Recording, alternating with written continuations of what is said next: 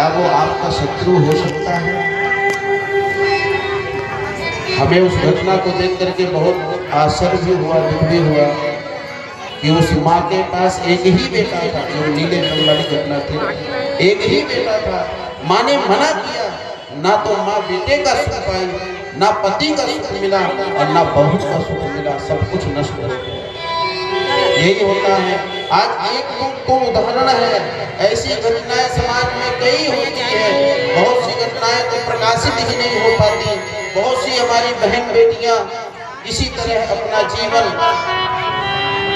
समाज के भय के कारण, लज्जा के कारण या तो सुसाइड कर लेती है और या तो चार दीवार के अंदर एक कमरे में अपना जीवन व्यतीत कर लेती हैं। समाज के डर के कारण, भय के कारण, लज्जा के कारण न माता पिता के पास जा सकती, न समाज के पास जा सकती।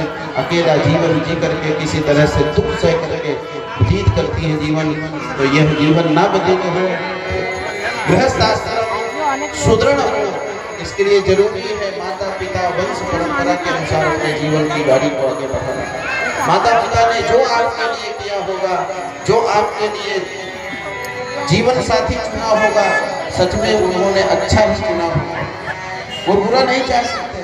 अगर बुरा चाहते होते तो जन्म देते ही आपको मार देते, लेकिन नहीं, बुरा नहीं चाहते। किसी के भी माता पिता बुरा नहीं चाहते किसी के लिए।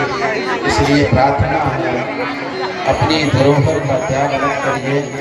हमारे भारत देश की संस्कृति प्रमुख है, तो अपने माता पिता के बताए संस्कारों में अपने पहचान को मत छोड़िए।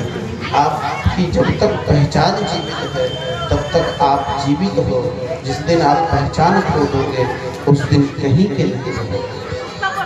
मेरी प्रार्थना है इस व्यासपीठ से, अपनी पहचान मत छोड़िए। अपनी पहचान को अगर छोड़ देंगे तो आप फिर नहीं रह सकते। एक कवि ने बड़े सुंदर भाव लिखे हैं कि कुछ बात है कि हस्ती मिटती नहीं हमारी, कुछ बात है कि हस्ती मिटती नहीं हमारी। मिस्र और रोमा देश मिट गए इस जहां से। बहुत से देशों की संस्कृति, जिन देशों ने अपनी संस्कृति का त्याग किया वो देश नष्ट हो गए, लेकिन हमारे भारत देश की संस्कृति इतनी सुदृढ़ रही है, इतनी परंपराएं सुदृढ़ रही हैं कि मिटाने का प्रयास तो बहुत हुआ। 700 वर्ष हो गए गुलामी की जंजीरों में जकड़े हुए, फिर भी हमारी संस्कृति को हमारे पूर्वजों ने, हम सब के पूर्वजों ने छोड़ा नहीं।